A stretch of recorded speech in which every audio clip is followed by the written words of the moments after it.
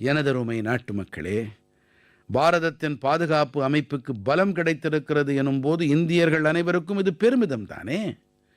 கடந்த வாரம் மும்பையிலே ஐஎன்எஸ் மாஹே போர்க்கப்பலானது இந்திய கப்பற்படையோடு இணைக்கப்பட்டது. சிலர் இதன் உள்நாட்டு வடிவமைப்பு குறித்து நிறைய விவாதங்களில் ஈடுபட்டார்கள். அதே வேளையில் புதுச்சேரி மற்றும் மலபார் கரையோரப் பகுதி வாழ் மக்கள் இதன் பெயர் குறித்து சந்தோஷப்பட்டார்கள். மாஹே என்ற இதன் பெயர் மிகுந்த வளமான வரலாற்று பாரம்பரியம் இருக்கும் ஒரு இடத்தின் பெயராகும். கேரளா மற்றும் தமிழ்நாட்டின் பலர் இந்த பெயர் தொடர்பாக ஒன்றை கூர்ந்து கவனித்தார்கள். இந்த போர்க்கப்பலின் மேல் முனை அல்லது முகடு உருமி மற்றும் களரிப்பயட்டுவின் பாரம்பரியமான வளைவான வாளை போல காணப்படுகிறது. நமது கடற்படை மிக விரைவாக தற்சார்பு நிலையை நோக்கி முன்னேறி வருகிறது என்பது நாம் அனைவரும் பெருமைப்பட வேண்டிய விஷயம். டிசம்பர் 4ஆம் தேதியன்று நாம் கடற்படை தினத்தை கொண்டாட இருக்கிறோம். இந்த சந்தர்ப்பத்திலே நமது வீரர்களின் அளவில்லா சாகசத்திற்கும் பராக்கிரமத்திற்கும் நாம் கௌரவம் அளிக்க வேண்டும். நண்பர்களே, யாரெல்லாம் கடற்படையோடு தொடர்புடைய சுற்றுலாவில் நாட்டமுடையவர்களோ அவர்களிடம் ஒன்று கூற விரும்புகிறேன். நமது தேசத்திலே நாம் நிறைய கற்கக்கூடிய பல இடங்கள் இருக்கின்றன.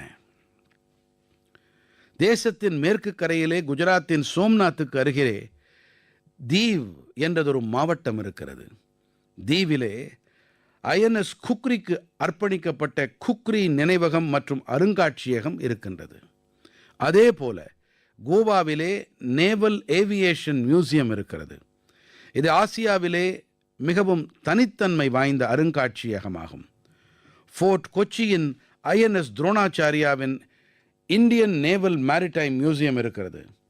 இங்கே நமது தேசத்தின் கடல்சார் வரலாறும் இந்திய கடற்படையின் பரிணாம வளர்ச்சி பற்றியும் பார்க்கலாம். ஸ்ரீ விஜயபுரம் என்ற அன்னாளைய போர்ட் பிளேரிலே சமுத்ரிகா என்ற நேவல் மரைன் மியூசியம் இருக்கிறது. அந்த பகுதியின் வளமான வரலாற்றை நம் கண்முன்னே அது கொண்டு வந்து நிறுத்துகிறது. கார்வாரில் ரவீந்திரநாத் டகோர் கடற்கரையிலே போர்க்கப்பல் அருங்காட்சியகத்திலே ஏவுகணைகள், ஆயுதங்கள் ஆகியவற்றின் மாதிரிகள் வைக்கப்பட்டிருக்கின்றன. விசாகப்பட்டினத்திலும் கூட ஒரு நீர்மூழ்கி கப்பல், ஹெலிகாப்டர் மற்றும் விமான அருங்காட்சியகம் இருக்கின்றது. இது இந்திய கடற்படையோடு இணைந்தது. நீங்கள் இந்த அருங்காட்சியகங்களுக்கு சென்று கண்டிப்பாக பாருங்கள் என்று உங்கள் அனைவரிடமும், குறிப்பாக இராணுவ வரலாற்றிலே பிரியம் உள்ளவர்களிடம் கேட்டுக்கொள்ளுகிறேன்.